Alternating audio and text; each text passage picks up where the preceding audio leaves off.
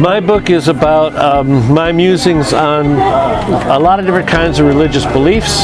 And the reason I started writing it, I was on sabbatical about 4 years ago, and I was getting very upset with the way fundamentalist Christianity is affecting academics here in the United States. And I was also getting very upset with the way fundamentalist Islam is affecting news worldwide.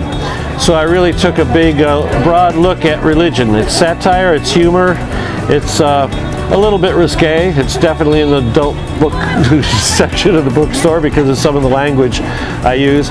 But having lived in Asia for a long time, I've also written about and known many people who followed faiths like Jain, Vishnoi, Hindu, and the Buddhist religions. And so I wrote very, very broadly just about religious beliefs and looking at religious beliefs and why they come about and how they come about. I've been a professor now for over 25 years. Before that, I worked as a lecturer in Nepal, and I've also been a teaching assistant and a graduate student course. So I have so far published over 200 pieces, probably over 100 peer-reviewed journal articles or academic book chapters. I've also published dozens and dozens of book reviews, but they've all also been in journals and mostly academic work. So this is my only piece in which I really took a step out of academe. The book is made up of 8 individual essays. They can be read in any order. It doesn't really matter.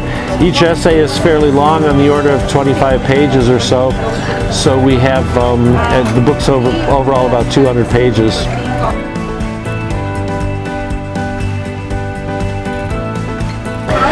The cover I designed myself, and it is following religious symbols from around the world.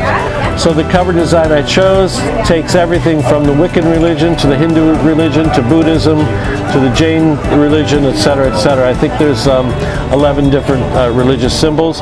And then on the back is the universal symbol for atheism. So I did design the cover, but the artists at Page Press helped do the layout and stuff like that.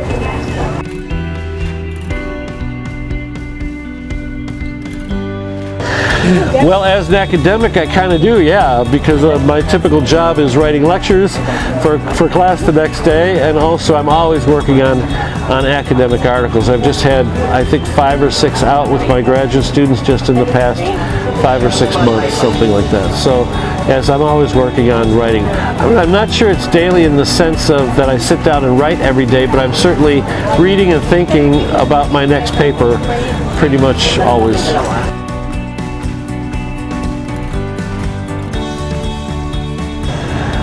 Boy, that's a hard one, because in this book I'm writing about beliefs of all kinds, but I don't hold any of those beliefs. As I said before, I've been an atheist. I mean, I thought about it as a kid. I really started questioning religion and the truthfulness of it when I was a small child. By the time I left my teenage years, I was pretty much an atheist. But in this book, I'm writing about all kinds of beliefs, including beliefs that are absolutely crazy. And I think that's why I find religion to be so interesting, because the people who are the most religious completely agree that the religious beliefs of every other religion is completely crazy, and then yet they believe their own so fervently.